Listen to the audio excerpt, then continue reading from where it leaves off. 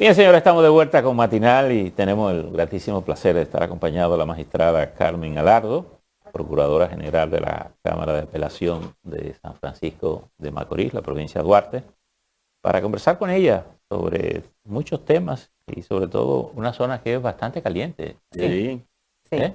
La zona de nosotros, la zona noreste, la región noreste, es bastante caliente porque tiene está permeada por el narcotráfico, no lo vamos a esconder. Y también al ser una zona costera, el narcotráfico puede permear más.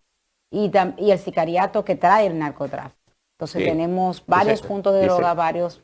Dice que ese es un valor agregado que siempre viene. Un valor agregado. En el caso de unas declaraciones que emitiera ayer la Procuradora General de la República, Miriam Germán Brito, previo a anunciarse su internamiento en la Plaza de la Salud, decía ella que se prohibía que el Ministerio Público entrara en un acuerdo, un acta de acuerdo con hombres agresores y que aquellos que tengan armas inmediatamente, eso es una alerta de futuros feminicidios y que había que meterlo preso y también guardar el arma.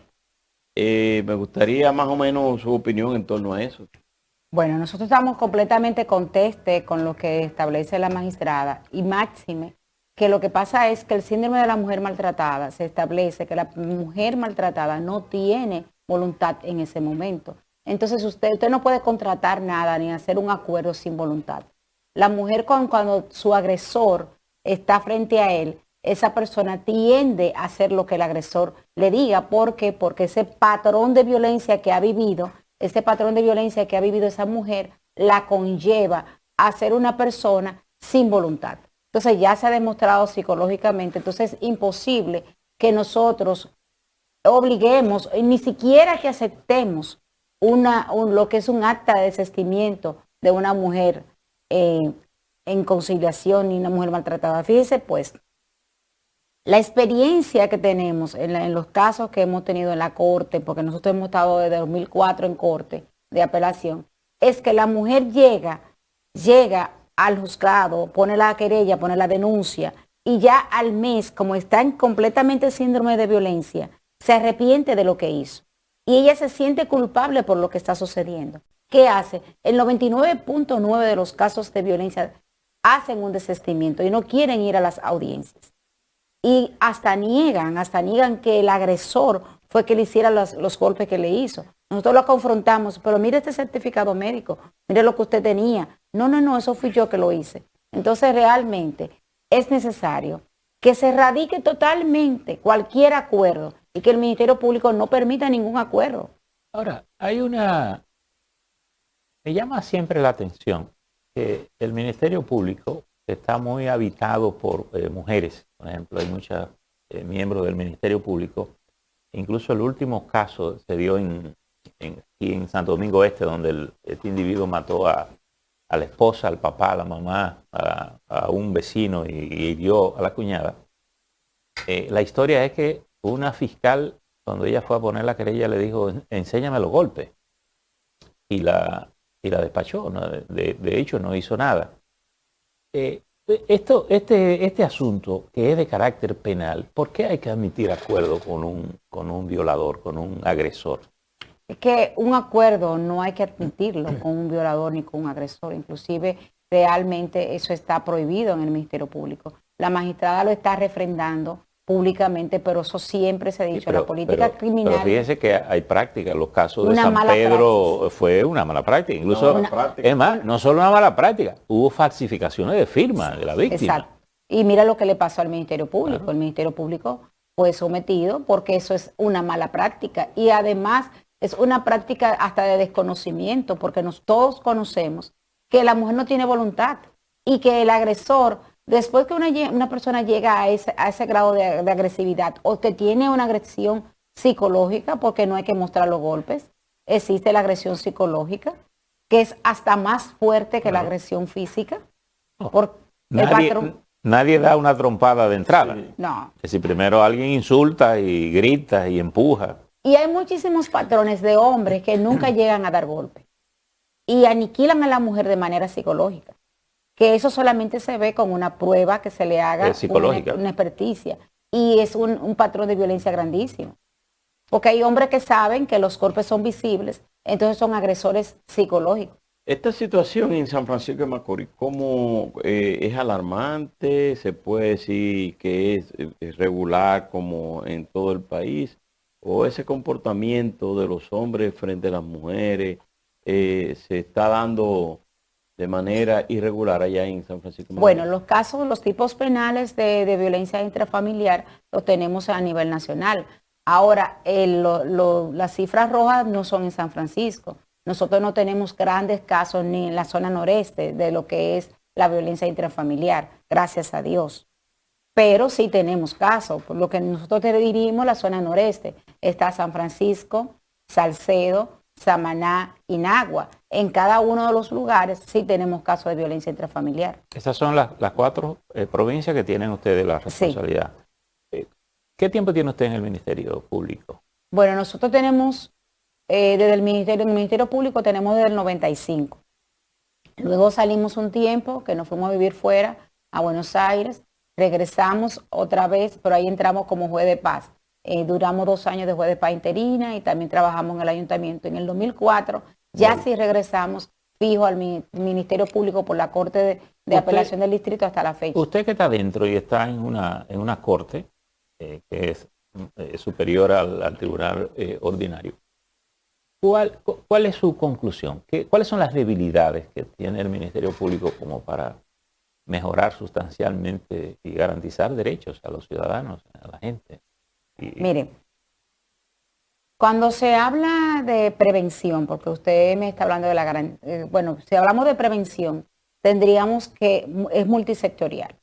La prevención es multisectorial, porque no tan solamente le entraría lo que es al Ministerio Público, de la Policía Nacional, el Departamento de, si hablamos de género, el Ministerio de la Mujer, lo que es la cultura de las mamás y los papás en la misma casa, de que no se les enseñe violencia a los niños, de que se trate a los niños con amor, porque el patrón de violencia viene desde un desamor, una manera de hablar agresiva de algunos papás o mamás a los niños y una conducta adquirida en el hogar. Eso es por un lado, eso es la prevención. La prevención es multisectorial y tiene muchísimas aristas.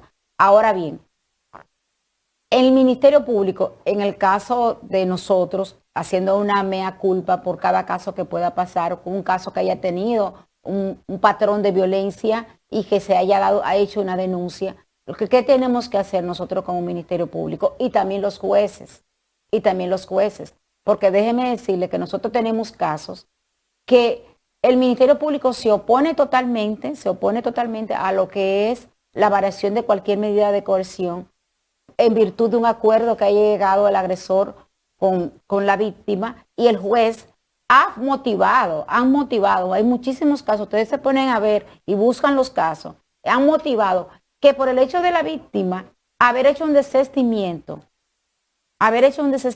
ellos entienden que esa persona podía reinsertarse a la sociedad.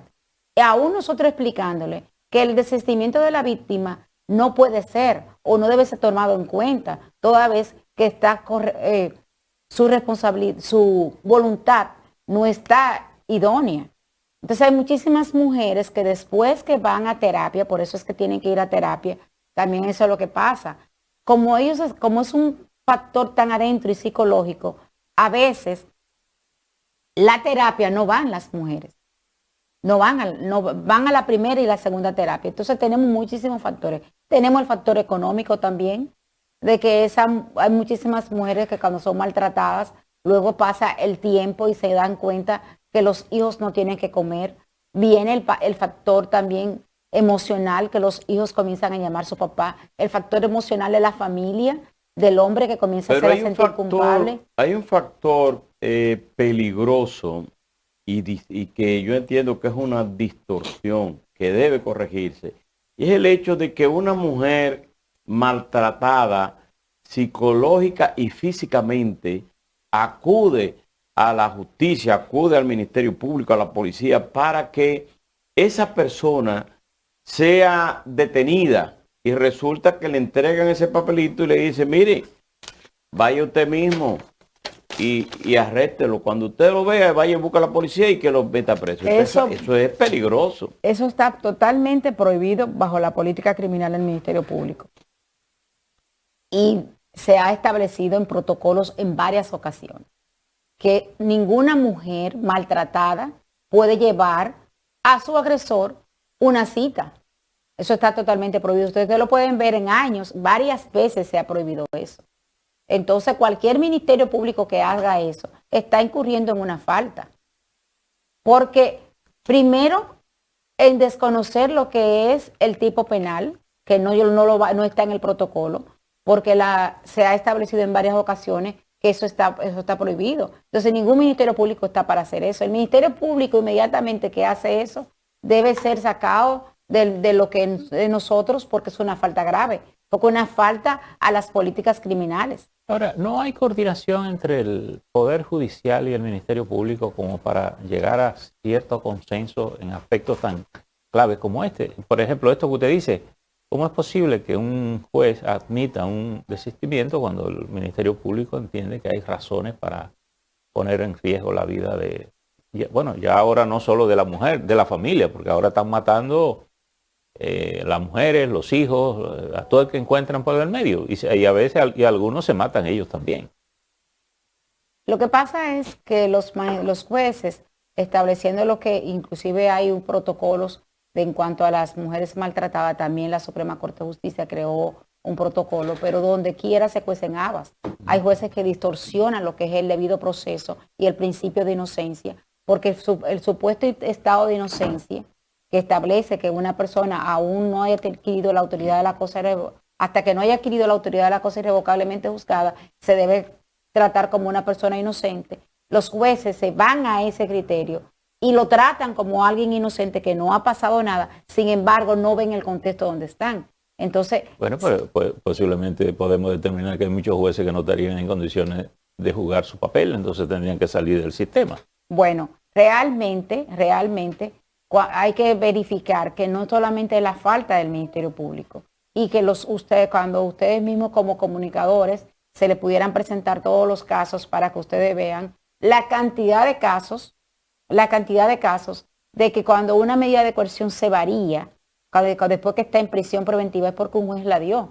Porque el Ministerio Público como política criminal siempre pide prisión preventiva. El Ministerio Público en materia como política criminal también no puede pedir variación de medida de coerción en materia de violencia intrafamiliar ni de género. Sin embargo, se dan muchos casos que le dan una variación de medida porque entienden que el desistimiento es que vale. Por lo menos en la zona noreste yo le pudiera traer muchísimos casos. Finalmente, ¿qué es lo que tenemos que hacer para fortalecer usted desde la posición que está y con la experiencia que tiene? Bueno, ¿cuáles cosas usted entendería que nos ayudarían a mejorar como sociedad, como al sistema judicial en sentido general? Lo que pasa es que estamos hablando de prevención y de persecución. Entonces, en materia de prevención tendríamos que todos ponernos de acuerdo. Todos ponernos de acuerdo y ponernos a uno. Desde el punto de vista de que se hagan campañas sociales de no maltrato a las niñas. No maltrato a los niños, ni a las mujeres, ni a los hombres. Que lo que es ese patrón de conducta de una persona no tratarse con amor se quite. Que se sepa lo que es un maltrato. Porque puede verse como algo simple, pero un maltrato es hasta usted decirle cosas feas a su hijo. Una persona que vino a la vida a nacer y no mandó a nacer, no mandó venir aquí, si lo maltratan. Entonces desde ahí comienza el tema que hay que hacerlo de las escuelas. Las escuelas, los profesores deben tratar de que los niños sepan lo que es el maltrato y que también le digan a los maestros cuál es el maltrato.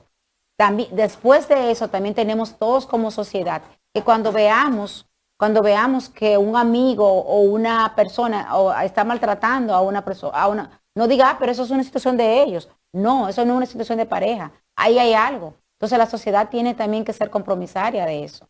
Los jueces, los fiscales, todo el mundo tenemos que tener un compromiso Magistrada, el maltrato. Magistrada, muchísimas gracias por estar aquí con nosotros. Y antes de hacer la pausa, don Percio, Ajá. muchísimas gracias a la magistrada La doctora Carmen Alardo, Procuradora General de la Cámara de Apelación de San Francisco de Macorís. Muchísimas gracias por venir con nosotros. El placer es